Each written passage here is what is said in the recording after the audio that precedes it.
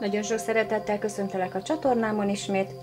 Most a krumpligombócnak az alapreceptjét szeretném bemutatni neked. Az én módszerem szerint természetesen mások másképp csinálják, én így szoktam csinálni, nekem ez nagyon bevált, és ezen nem szeretnék változtatni, úgyhogy mutatom a hozzávalókat. Ez 400 g már megfőzött, héjába megfőzött és lepasszírozott krumpli. Körülbelül ekkora darabok, 6 darab. Abból jön ki ilyen 400 g. Kell hozzá egy darab tojás, egy teáskanál só,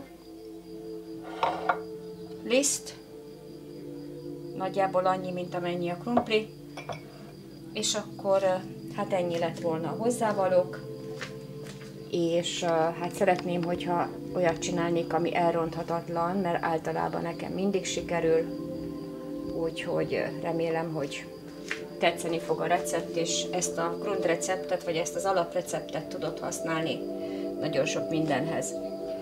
Mert a következő receptjeimben csak utalni fogok rá, hogy az alaprecept kell megnézni, és akkor utána a többi folytatást.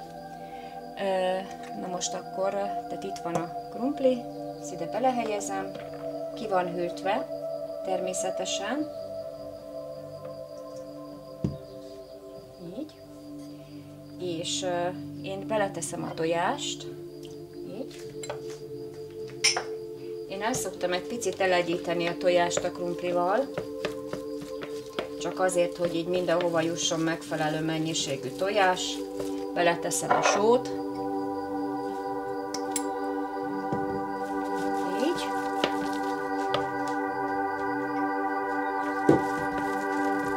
Így szépen. Kaptam egy ilyen masszát, és akkor elkezdem adagolni a lisztet. Na most én mindig óvatos vagyok ahhoz képest, hogy ugye mindig más mennyiségű krumplit csinálok, de most például a recept kedvéért megmértem a krumplit, tehát 400 g. 2, 3, 4 pupos evőkanál lisztet teszek bele egyelőre, mert én nem szeretem, hogyha nagyon kemény a krumpligombóc, de az sem, hogyha túl lágy.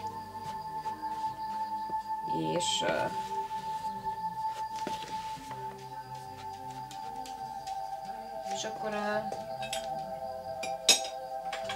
átváltok kézi módszerre, hogy érezzem, hogy milyen a tésztámnak a sűrűsége, illetve a keménysége. Ez nagyon fontos, mert ugye fakanállal ezt nem fogom érezni, tehát 4, 5, 6 pupos evőkanál.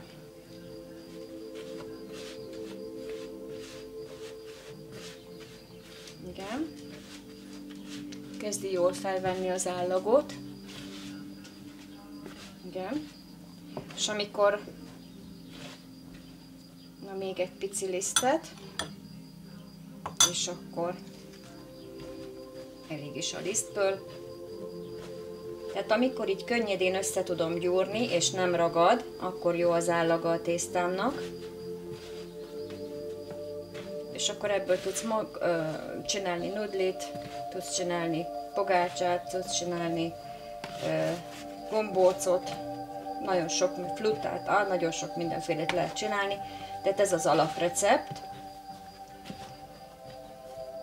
Mondjuk én most gombócot fogok csinálni, úgyhogy tehát